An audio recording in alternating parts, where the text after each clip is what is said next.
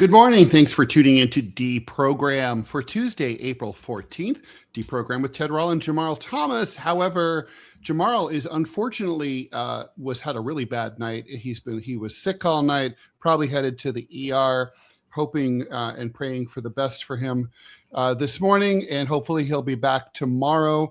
Filling in is producer Robby West. Good morning, Robby. Morning. Yeah, no, we were talking before we went live. I had a rough night last night too. I mean, it's weird because you get married. I've been married. I'll be married 20 years this year, and my wife is out of town. Her mama had a stroke, and so she's in Virginia. She's in Atlanta now, and it is weird whenever you're used to sleeping with somebody and they're just not there. It's a real mind screw. Yeah, it's you get used to it, and they're there. It's like the Police song, "This bed's too big without you." I don't assume you're familiar, but they're great.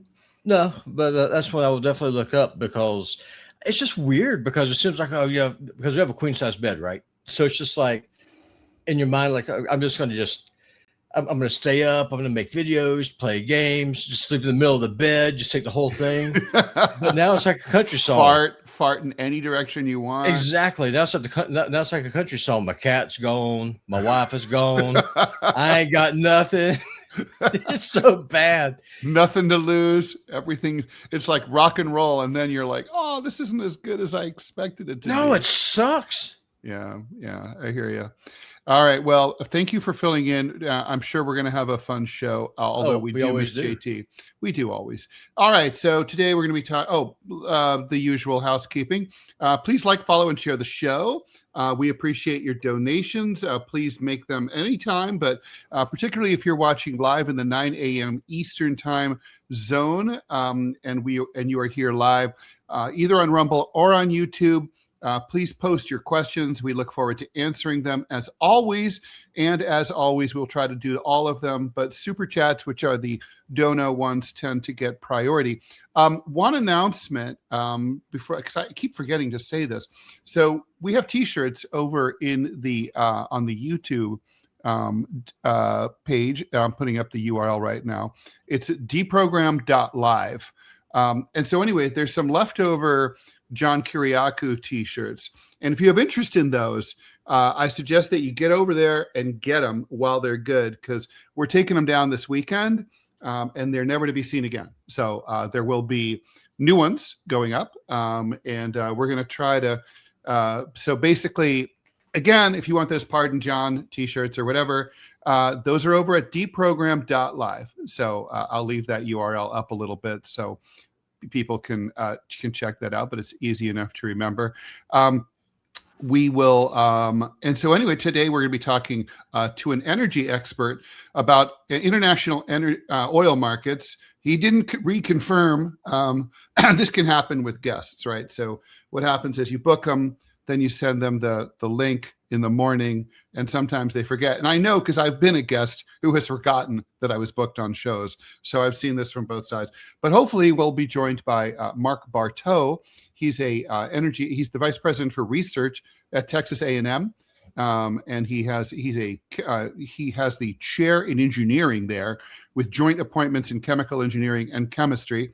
So he knows things. And he's an international expert on basically the processing, distribution, and sale of oil and natural gas, and probably a lot of other stuff too. And we're going to get into we're going to discuss the implications of the showdown over the Strait of Hormuz, rising energy prices, and what we can look forward to or not in the next few months. And what the impact will be on inflation and all that. So this is, as they say in the business, news you can use. We're going to be talking first, before we bring him on in the 9:30 hour, we'll be talking about the Strait of Hormuz. And also, Robby, this strange case that we discussed earlier. I remember we talked about it with John about ICE basically bashed down the door of a 56-year-old Hmong man in St. Paul, Minnesota, in the dead of winter. You trust me, you don't want to be outside in January in Minnesota. But they dragged him out in his underwear. They basically thought, well, you're Hmong, so you must be an illegal immigrant. Actually, he's a full-fledged United States citizen. Anyway, interesting development. The local county there where St. Paul is, Ramsey County, is investigating his arrest by ICE as a case of kidnapping, burglary, and false imprisonment. The city of St. Paul is also investigating. So I don't know where that's all going to lead, but we'll talk about that as well. And I know you always have thoughts about illegal immigration. Well, hopefully just some prison time for those thugs. And you mentioned the Strait of Hormuz. You got breaking news, broke like 3 minutes ago. A sanctioned Chinese oil tanker called the Rich Sterry passed through the straits and ran the U.S. blockade. The ship was ordered to stop, and the captain reportedly broadcast out, U.S. Navy, go fuck yourself, and kept going. This is according to whom? This is off of a Russian channel that I follow. Okay, all right. So not fully confirmed. Well, the transponder. I mean, that they see that the ship has left. I mean, it's gone. Now I cannot confirm the U.S. Navy go fuck yourself, but right. I can 100% confirm that it has left the blockade area. Well, that does sound like the Chinese way in this particular case. The Chinese are very upset about this. So we talked about it yesterday, Robby. We have the Strait of Hormuz. Basically, the Iranians have blockaded it. And now we're doing what we basically we characterized in the thumbnail as a pain off. And what's happening here is that both sides are trying to see who blinks first. The Americans have assessed that Iran will start running out of energy resources within 2 weeks. Their storage supplies will start to run out, and they only have about 2 weeks worth of storage. The Iranians basically think that within 2 weeks, the whole world is going to start seeing skyrocketing energy prices. And in fact, a lot of companies are already telling financial analysts that they're planning around $175 a barrel. Now, just to contextualize this, before 6 weeks ago, before the beginning of the war, before Trump and Israel invaded and attacked Iran, their oil was about $60 a barrel. This is Brent crude, which is the benchmark. So if right now we're floating at about 100 or a little more than that, so already you're looking at about a 70% increases in oil prices. So to put that, and gas is directly proportional, in case you're wondering about that, per barrel. So if oil were to go to 175 a barrel, and let's say you were paying $3 a barrel before this happened, ultimately it will go to $9 a $9 a gallon from $3 a gallon. If you were paying $4, it will go to $12, and so on. In California, there were already a lot of places paying well over $5, so you could see $15 a gallon gas. And we should talk about obviously about the politics of all that. The Iranians think that the Americans are going to blink because they have midterm elections coming up 7 months from now in the United States. It's always the economy stupid, and the economy ain't going to be doing too well. So, well, I mean, Trump is Jesus, so he could just lay hands on the economy and just fix it. Yeah, what do you think of that? So, so Trump shared this image of himself laying hands with basically light coming out of his hands and coming out of his head. Basically anybody who's familiar with Jesus or Christian iconography has seen these kinds of images, and it's AI generated. Trump shared it, and his followers, his supporters are, man, I have never seen anybody jump higher to try to justify something foolish than his right-wing supporters are. But they're saying, well, Trump says, I thought it was an image of me as a doctor, and I was supporting the Red Cross, and I heal people. First of all, what on earth? First of all, which doctor is dressed like that? But also, who does he heal? And then the other thing is, how does he explain like the lady praying next to him? I guess maybe people pray for sick people, right? But it's just, the whole thing is kind of like, does anybody really believe that? Do any evangelicals, do any Christians really believe Trump? Yeah, that's a good question. I'm sure that you probably saw some of the sparring that I've been doing on my Facebook page with some people I go to church with. I said, I posted that thing and I called Trump a blasphemous pig because that's exactly what he is. And it is crickets. So the people who normally will light up a post I make about Tucker Carlson are silent about this. And it's because their politics is more important than their religion. And that is a very, very sad place to be. And as far as Trump saying he heals people, I guess if you kill them, in a way you are healing them, because then they're not hurting anymore. So I guess you can kind of make that those case. Venezuelan fishermen is what you're saying?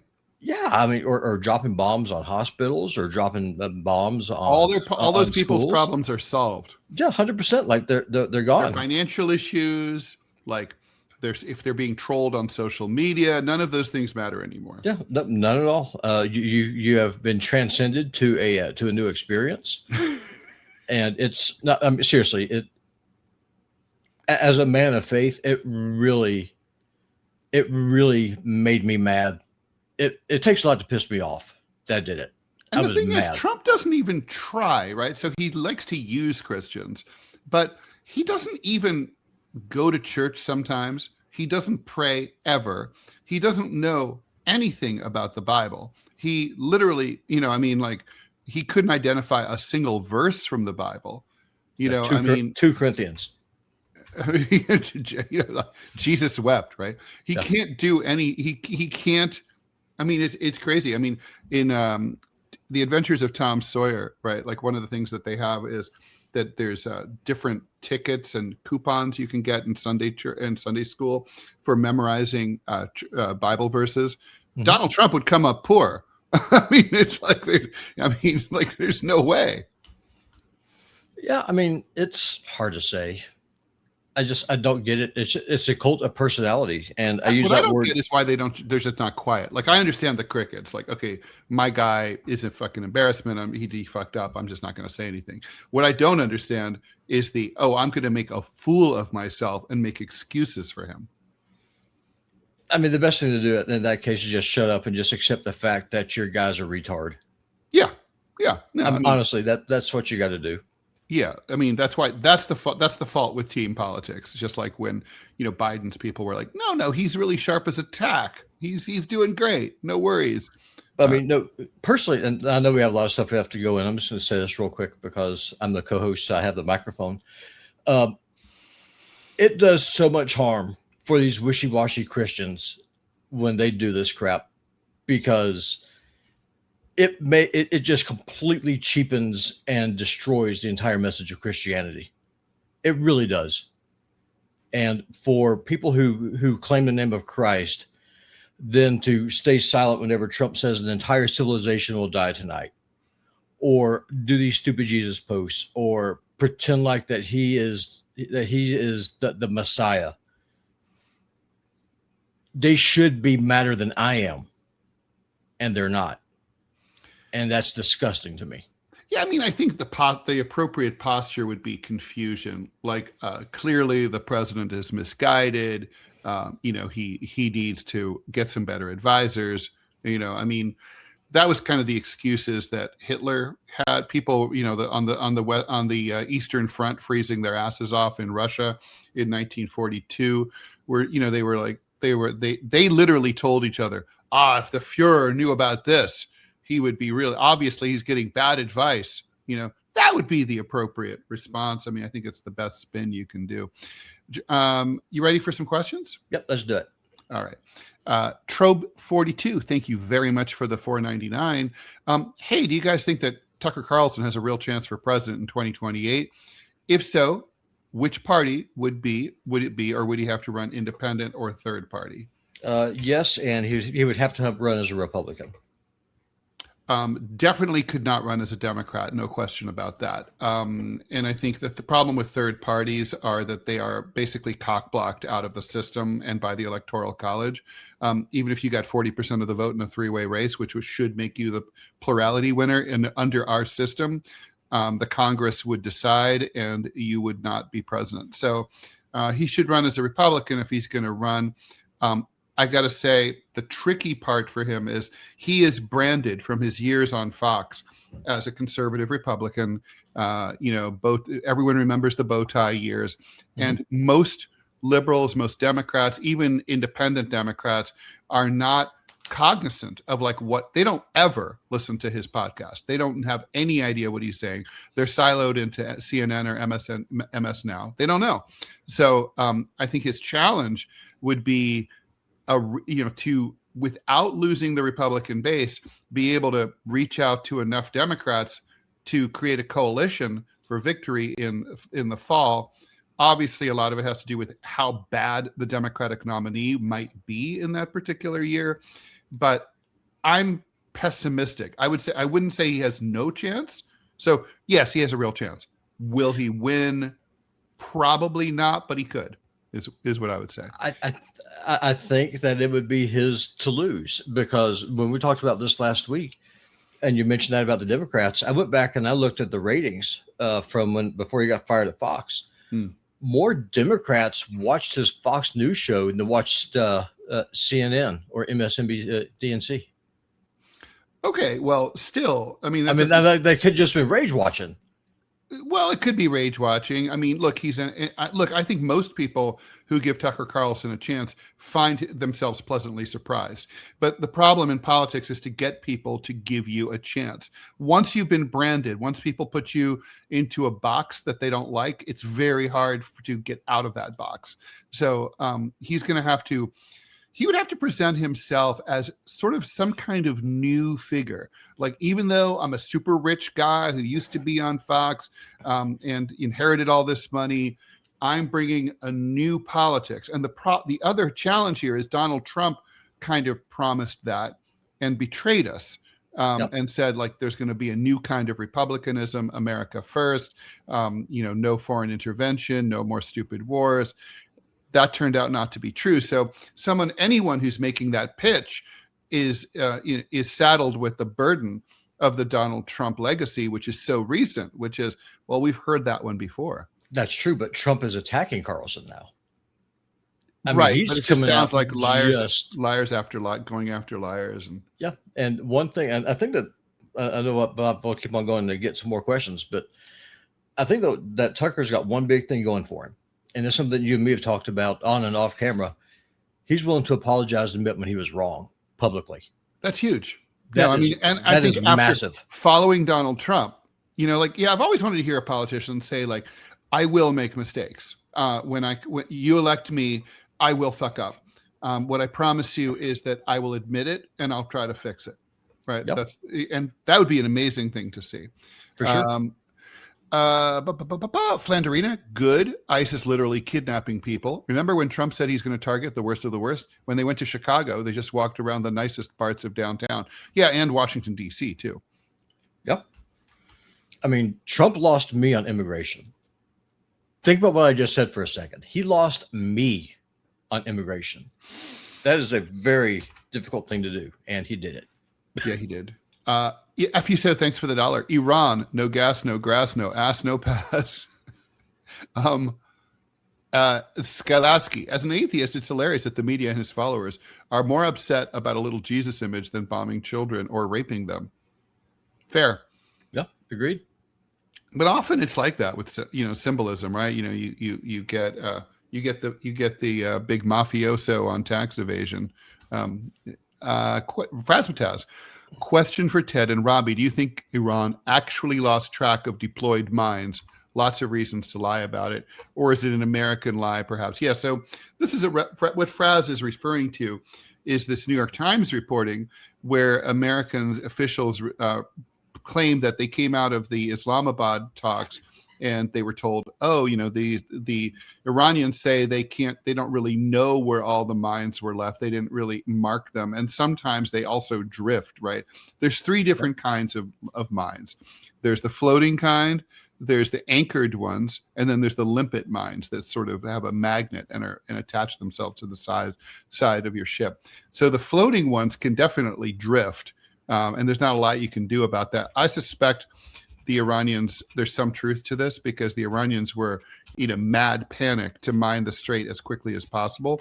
but it would also be to their advantage it would definitely be to their advantage to say, yeah, we don't really, know where those mines are, and it'll take us some time to find them. We see Professor Mark Barteau in the background there. Professor, thanks for joining us. We'll be with you in just a few minutes. And we're looking forward to have him join us. Okay, so let's see. Mob Bluff Funk, thanks for the $20. Ted, speaking of our savior Trump, did you mention that he used to hire people to push renters, old ladies down the stairs? If you have any sources, let us know. I think that's how Ivana recently died. I have sources. I'll look it up. My biography of Trump, called just Trump, that came out, I think, in about 2020, maybe 2019. It has a reference to that. This is, if you Google the Trump and Barbizon Plaza and rental dispute, and you'll probably find it. But Arian Gordy, thanks for the 1999. Good morning, sirs. Thoughts on all the data centers popping up in the U.S., jacking up electric bills for the average citizens? I think they should be regulated to separate corporations from citizens. In New Jersey, my electrical bill shot up by almost $400. That's crazy. Yeah, they should be regulated. I mean, and not just for electricity, but also for the water that they use. Yeah, no, for sure. There's massive environmental issues there. Flanderina says that we should not forget Tucker's social media presence. That's huge. True. Yep. Okay, and before we bring in Mark Barteau, let's talk about this, this showdown that's going on. What's currently pending here between Iran and the U.S. First of all, there's probably going to be additional talks, and it looks like the main point is it's coming down not to the Strait of Hormuz, but more to how long is Iran willing to give up its nuclear enrichment program. The Iranians apparently offered to suspend all nuclear activity for 5 years. The Trump administration insists on 20. Robby, that suggests to me that there is room for a compromise here, a Solomonic compromise, maybe not 12 and a half, but they can get there somehow. Maybe, but I'll tell you what, if I was the leader of Iran, as soon as this war is over, I would race, and I use that word deliberately, I would race to develop a nuclear weapon and a delivery system. There is no way that I would not do that, because they need the deterrent. Yeah, no, I mean, for sure. I mean, look, you can look at the Libyan and North Korean examples and the Iraq examples to just be like, when the U.S. has you in its crosshairs, it's good to have nuclear weapons. And I know there are those who disagree with that analysis, but it's the recent history certainly suggests that. Robby, let's go ahead and bring in Professor Mark Barteau. Mark Barteau is a renowned chemical engineer and expert in heterogeneous catalysts for fuels, chemicals, and energy processes. He serves as vice president for research at Texas A&M University. He holds the C.D. Holland 53 chair in engineering, with joint appointments in chemical engineering and chemistry. Previously, he directed energy institutes at the University of Michigan and the University of Delaware. A National Academy of Engineering member with over 250 publications, his work advances clean energy and carbon management. Professor Barteau, thanks for joining us here on DeProgram. Oh, thanks for having me. It's a pleasure to be here. Let me just correct one thing. I'm no longer the vice president for research at Texas A&M. So okay. I've been back on the faculty, and it's wonderful.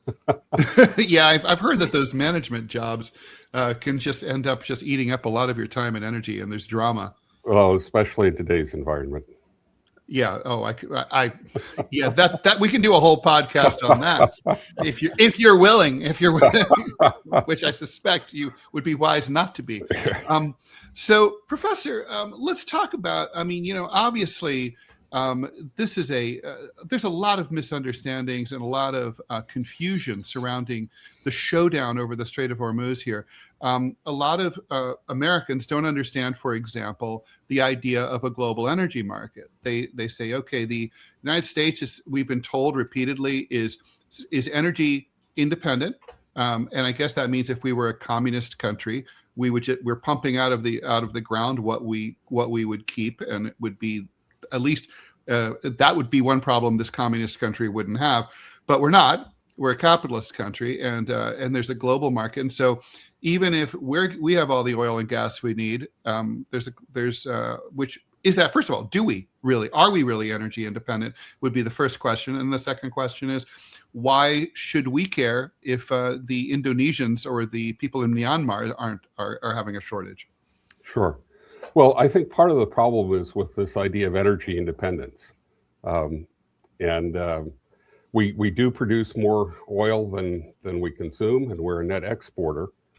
But we actually export about half of what we produce and import slightly less than that. So there are lots of reasons for that. Let me just back up for a moment. We hear also about energy security as well as energy independence. Mm-hmm. Think about food. As a country, we are essentially food secure, with the exception of some parts of the population. But no one would argue that the U.S. doesn't have enough food to go around. We are not food independent, right? If you have a cup of coffee in front of you, as I do, I can guarantee you that was not produced, and the beans weren't produced in the United States. So it's the same thing with oil. It's fungible. Right, you can move it around easily in tankers, at least over continents by pipelines, and by the way, natural gas is a little bit different. So it's really the global market that matters. The reason that we don't use what we consume is our refineries were built decades ago. They've been upgraded and expanded, but they're largely geared toward refining what's called heavy crudes, things that came from Venezuela in the distant past, things like oil from the Canadian oil sands, things like that. The oil we're producing, for example, in West Texas, is what's called light sweet crude. So it doesn't have as much gunk at the bottom of the barrel. It doesn't have the heavy metals. And so we actually import oil that's suited for our refineries and export oil that's suitable for refineries elsewhere in the world. And you can't switch that easily, and certainly not overnight. So okay, so trade is a part of it, right? Yes. So then, but is oil ever swapped? Or do we have to, if the American companies have a demand for a type of oil that is not produced in the United States and they need to buy it on the open market, can they get is there ever an energy swap or are you just buying? You have to pay cash. You sell it. It's like eBay. If I have an item, I have to sell it at whatever the market will bear, and I have to buy whatever I want at what price the market will bear. No, and a lot of this is under long-term contracts as well. So what you see in the news every day is the spot price if you were going to go out into the marketplace. Professor, what do you think about Trump's tactic here of blockading Iran's blockade of the Strait of Hormuz? It makes about as much sense as everything else he's done. I mean, what do you think is on his mind? I mean, he's being advised by, the Brookings Institution, which is supposedly liberal leaning, that this is a good idea. Is this just the sort of American idea that the only thing anyone understands is pressure? Sort of like if you're a hammer, everything looks like a nail, or, there's nothing to it, or is there? I suppose what he's trying to stop is any exports of Iranian oil that would get through. But, those are only a fraction of what comes through the straits. I think the last numbers I saw were maybe about 20% of the oil that comes through the straits. And I'm sure that with some of the damage that we've done to places like Carg Island, that, they probably don't have the production capacity right now either. So it's been reported that the Iranians basically have only about 2 weeks of capacity, and that when originally when the war began, Trump was allowing Iranian crude to make it to market as an effort to try to keep prices down, that they assessed that volume wasn't really having a significant impact on depressing the increase in oil prices. I guess a two-part question. Do you agree with that analysis? And then the other question I have for you right now is how high can we expect oil prices to go? I'm a little surprised that they're hovering. They shot up to about 100, from 60 to about 100 a barrel, and now they're sort of sitting there instead of continuing to tick up. Well, I think people more knowledgeable than I would tell you that it's dangerous to bet on where the price of oil is going. We've seen an increase of perhaps a third in the price of gasoline at the pump. Historically, that's not that much, believe it or not. During the first Arab oil embargo, the price of gasoline at the pump doubled in about 6 months. During the Iranian Revolution, again, doubled again.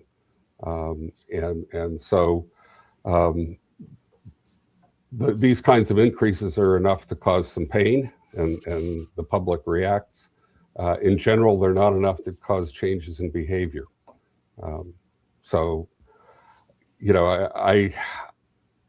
Let's see. If I were good at prognosticating about the price of oil, I wouldn't be a professor. I'd be rich and retired.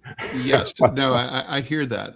Yeah. So I guess, so what is being, what we seem to be seeing here is the Americans have calculated, or are hoping, maybe against hope. I'm not sure they really believe this is going to work, but they seem to be hoping that they can deny Iran the extra revenue that they're going to get from higher oil prices, and keep bombing and killing people in Iran, and that if they keep at it, eventually the Iranians will cry uncle before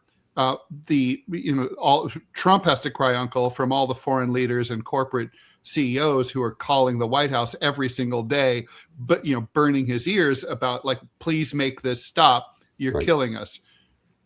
So so I know I'm asking you to predict, but if you were, would you have advised the president? What would you advise President Trump to do if you were a paid advisor to him right now? Now or before the war started? Both. Well, I think, the idea that we could start a war and the Straits of Hormuz would not be affected was extremely naive.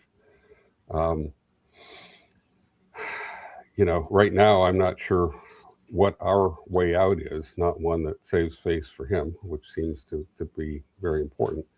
You have to realize that a lot of the world does not have the energy resources that we have, especially Asia.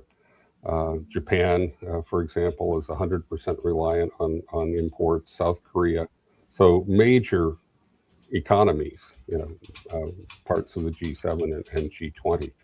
So they are much harder hit by this than we are, as is Europe, because their energy is imported as well. Trump has tried to relax sanctions on Russia and Iran to try to keep the price down. Again, if you look at the Iranian production, I think it was about 4% of the global total before this. So how significant is that 4%? I think, it's the sort of thing that we could make up from things like the strategic petroleum reserves that various countries have, at least for a while. We could potentially increase our production, although not by huge amounts. It takes time to drill wells, and they're often dry. And you also do that based on bets on the sustained higher price of oil, right? Before this, it wasn't profitable to drill when oil was below about $60 a barrel. At $100 a barrel, then it looks like a license to print money, except you're betting that the price is going to stay there during the time that you're drilling and ultimately producing. So, 4% could the world handle that without major disruptions? Yeah, probably. Well, speaking of, go ahead, Robby. I have a question for you, Professor. You may or may not know the answer to this. Most people, they think about Iran because that's the new shiny thing, and the Strait of Hormuz is the same thing on the TV. But people forget that Iran has a major port on the Caspian Sea, and that port's able to export oil. So can't they just change the port that their oil leaves from, go over there through Russia and call it a day, and just totally bypass the blockade? Is there a reason why they couldn't do that? Well, and their pipelines as well. Yeah. So, I think it's mainly the limitations of capacity of things like the pipelines to the Caspian Sea. There's does Iran avail itself? It borders Turkmenistan, and Turkmenistan has a very major oil and gas, especially gas refinery. Do the Iranians use that? I don't know. Okay. Because I know there was the Chinese also are buying a lot of oil. I mean, there's a big pipeline that goes from the Caspian Sea across Central Asia to Xinjiang in Western China. That is so, and the Chinese are really angry right now about what's going on. I mean, let's talk about the peen, right? So we've already had reports in the UK of some gas stations running dry. Due to hoarding, though, not due to actual shortages. There's Myanmar. Nobody cares about Myanmar, but Singapore, they do care about. Japan. Yeah. Those are Vietnam. Those are, Americans might not care about Vietnam, but they should because their sneakers are made there. Those guys are running out of. They're running out now, right? I mean, like right now. How long can they go before And what does it look like if a country like that actually runs out of crude oil? What happens? I mean, I'm 62. I've never seen that. Yeah, I'm not sure I could answer that one either. Again, remember these markets are global. So essentially, by removing the supply that comes through the Straits of Hormuz, we've reduced the supply by about 20% overall. So, the rest will equilibrate in some way, and the price is the way it does that. So, but the lights, I mean, are we going to see a Cuba type situation where the lights start to go off? Hospitals are no longer able to function. Ventilators are turned off. I mean, could you see the beginning of early stages of societal collapse? I think would be more likely in places that would not be able to afford to purchase on, part of the 80%. So Myanmar, yes. Singapore, no. Yeah, I think that's a fair statement. And I think India is also feeling some pain, although they had been importing a lot of Russian crude before this, which we hadn't been very happy about. So does the Strait of Hormuz ever, let's say this is going to end at some point, probably sooner rather than later, I would hope. And when it does, are we ever going to go back to a day where the Strait of Hormuz is just another place on the map that ships sail through? Or from now on, does Iran and maybe Oman always control it, and the same way that the Turks control the Bosphorus, and they're always just going to charge, they're just going to charge transit fees from now on? And then that's part two of that question is the Gulf states are now extremely vulnerable to Iran. They used to rely on their alliance with the United States to protect them from the Iranians, but could this force a geopolitical reconsideration among the Emirates and these other Gulf states? I think that's entirely possible.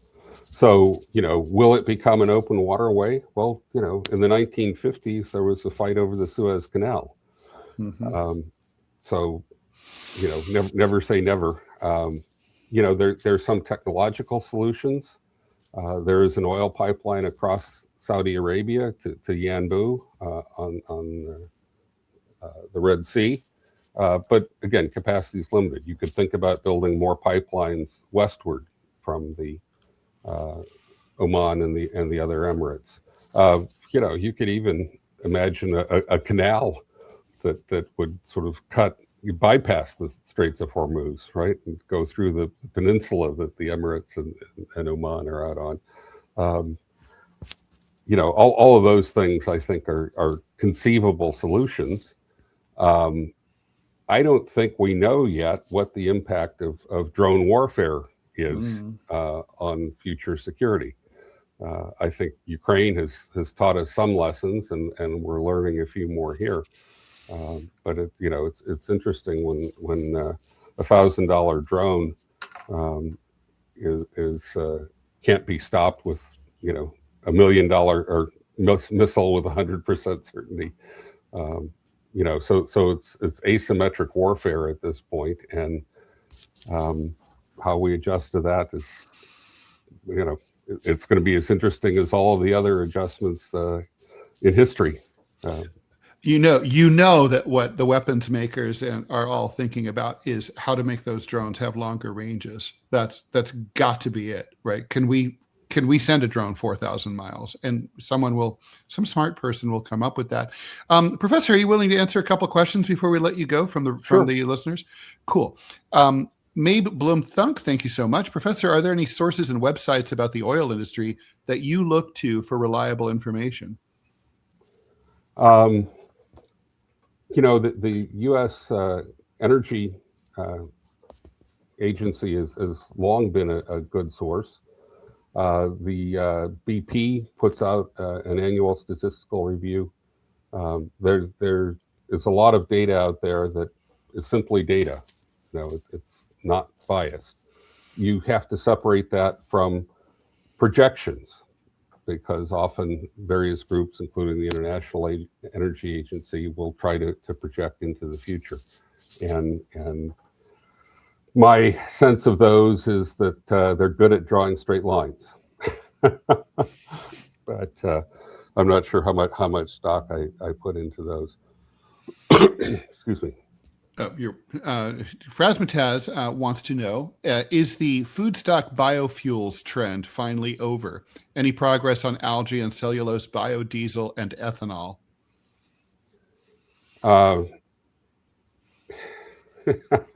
That's a good question. I think the answer to any progress is not a whole lot.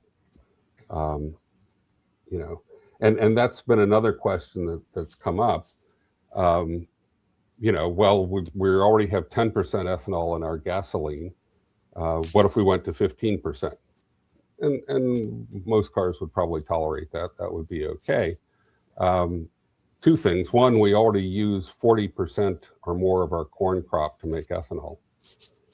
People don't realize that. We use as much for fuel as we use for food. But secondly, okay, imagine that we increase the ethanol to 15%, and that extra 5%, we're free. That's a 5% change in the cost of gasoline. That's not going to make much of a dent in the kinds of price increases that we're seeing right now. So there are a lot of incremental things, but the bottom line is you can't cut off 20% of the world's oil supply and not have a significant impact. And that seems like a good place to end it. Professor, thanks so much for coming on. Mark Barteau is a chemical engineer expert in heterogeneous catalysts for fuels, chemicals, and energy processes. He is a professor at Texas A&M University. Thanks. Please come back.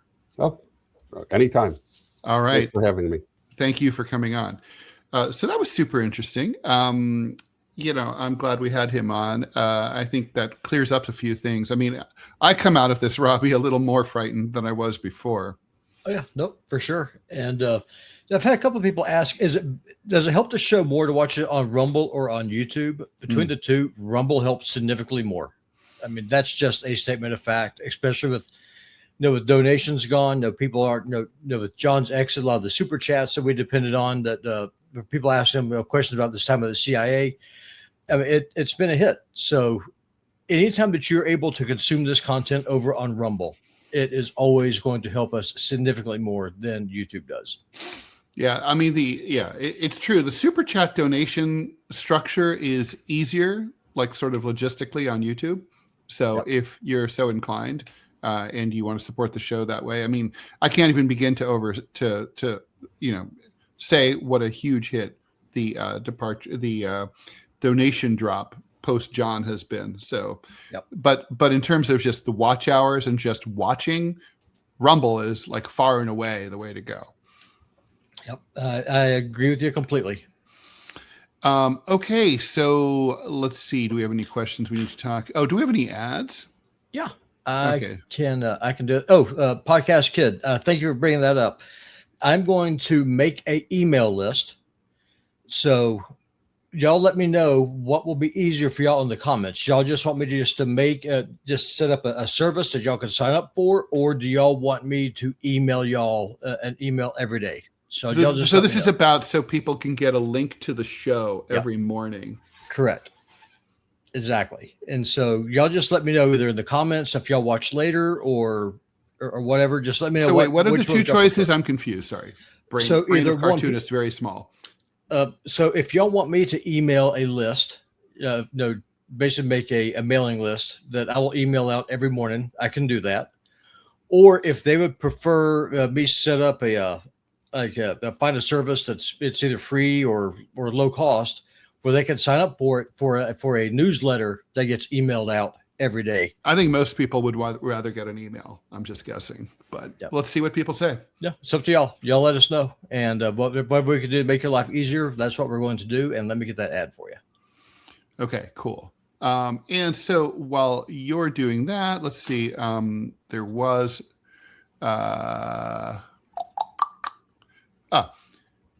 No, I'm trying. Where is this?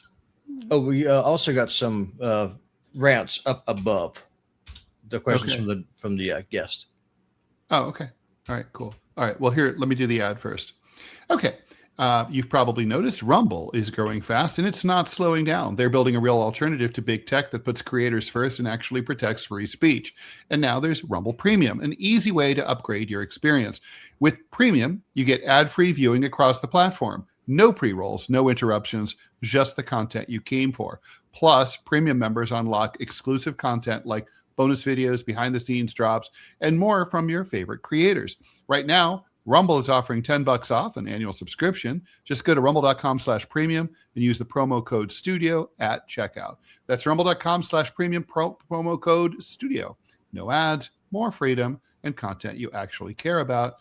That is the deal, Robby West. Yep. Okay. So what are those rants? So we got, so here is one from May Blue Funky. I just butchered that name. I apologize.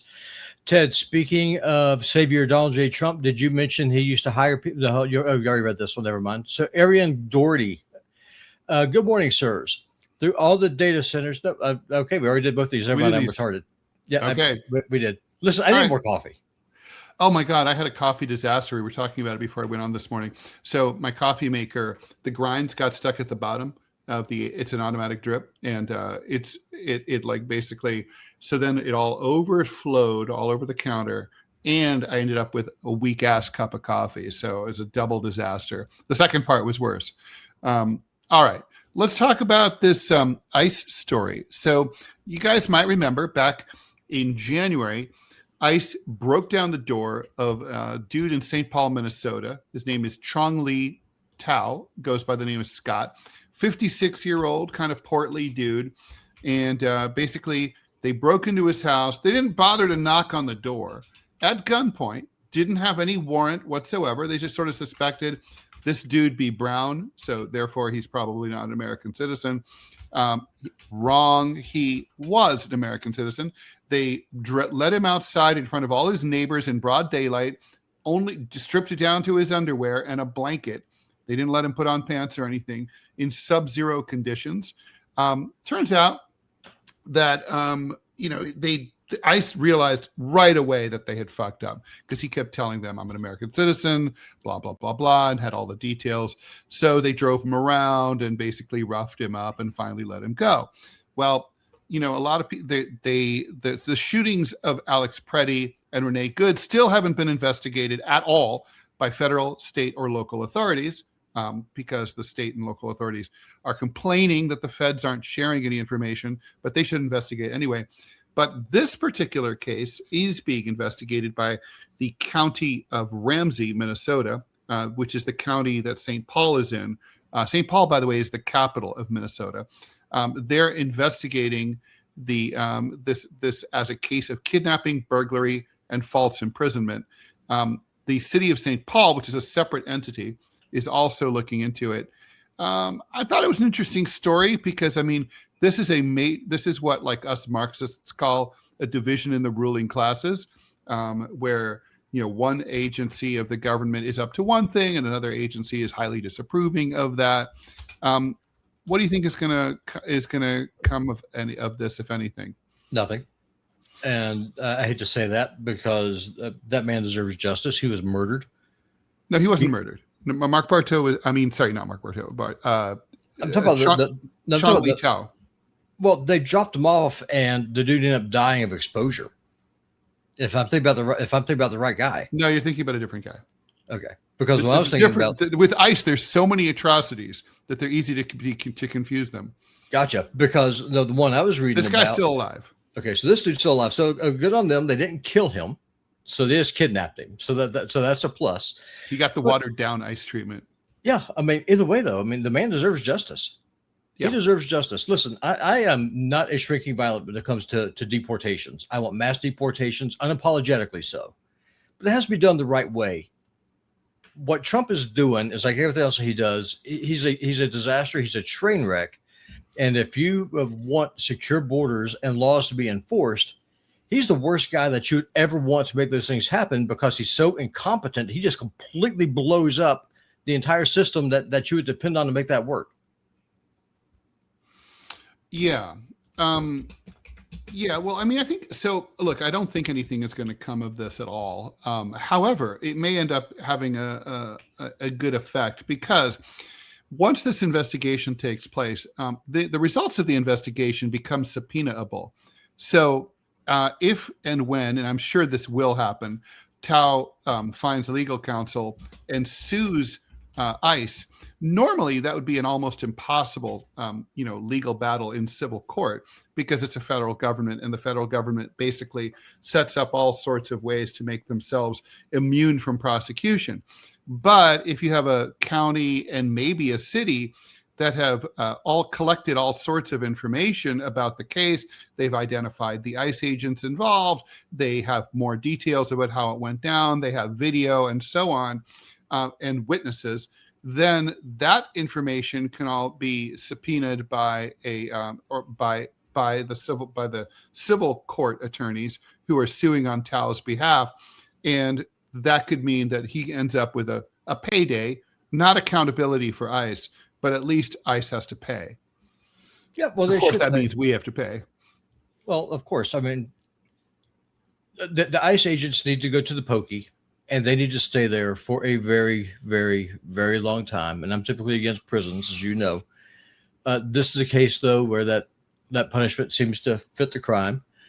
Or put them on a chain gang. Let them work in the cotton fields in Mississippi for a few years. That would work, too. Either way, problem solved, right? Yeah. These ICE people who did this, they're very dangerous. I mean, they literally, if you can be sitting at home in your underwear, and goons can break down your door without a warrant, without any justification whatsoever, no warrant, and drag you off into the night or into the day for this matter. I mean, none of us is safe. That would never happen here in Montana because they would get shot. Right. So avail yourself of your Second Amendment rights. I mean, there was a case in my hometown in Dayton where a dude was sitting at home. He was a black guy, lived in a black neighborhood called the West Side of Dayton. Terrible neighborhood back at the time. Not so bad now. Not great. All of Dayton is kind of like hard scrabble downtown now. And anyway, the point is the cops had a drug raid. They broke down his door. It was the wrong address. The dude was innocent. It was not a druggie. He thought that he was the victim of a home invasion. So protecting himself and his family, he availed himself of his Second Amendment solutions and shot and killed at least one of the police officers. He walked. By all accounts, the police were unidentified. They didn't have badges. They didn't have shirts. They didn't have, they had no uniforms. The guy had every reason to be scared. That's going to happen more. Of course. We got the best viewers. So Flanderina, I'm talking about the Rohingya guy, and Rogue 278 said the guy I was talking about was in Buffalo. So that's right. Yeah, that's right. The guy, that's the guy that they dropped off. Yeah, the crippled guy, right? Who they dropped off in front of the donut shop at like 8 o'clock. Yeah, the blind dude in the middle of winter. In the middle of winter. And it was a horribly cold winter, and Buffalo is always cold in the winter. And anyway, the dude had to walk home along the side of the highway and froze to death. Yeah, no, it's completely terrible. And he was here as a refugee, legally, 100% legally. And I love how Kristi Noem said, well, we brought him to a nice warm donut shop. Okay, well, the donut shop they did bring him to a donut shop. Presumably, it was nice and warm inside. What she failed to mention was that it was closed for the night. Yeah. And locked. So, pretty horrible. Now that Kristi Noem is gone, it seems like, she took the fall for ICE, and now we're supposed to forget all about that. But they haven't gone away. And even as we're speaking, their budget is, trickling through the system. They've been funded as the biggest military force in the United States, bigger than the U.S. Army, anything else. They're highly militarized, poorly trained, and they've been given carte blanche with zero accountability, not even having to identify themselves. This is going to get worse, and we're going to hear more and more of these stories in the months ahead. Yeah, I wish I could disagree with that, but I can't. I wish I could. But the good news is we have a vibrant opposition movement from the populist left and the populist right who are going to join hands and force the government to change. Oh, wait, not so much. No. Robby, thank you so much for sitting in for JT today. Jamarl Thomas is out sick today, if you're just joining us, and hopefully he'll be back in co-hosting tomorrow. We are here Monday through Friday, 9 a.m. to 10 a.m. Eastern Time. On Wednesdays, we also do a supplemental Q&A show, also on Mondays, but we didn't do Monday because of my fault. But tomorrow we should be here doing Q&A at 12 noon. We'll let you know about that on social media as well as right here. Thanks, everyone. Please stay. Do you want to do a Q&A? Do you want to do a Q&A show today? Can't do it. Okay. But we could do it. But plus we need Jamarl. But we could do one with you. Anyway, let's. We'll get to that TMI show with me and Manila Chan coming up right now. Thanks, everyone. See you tomorrow.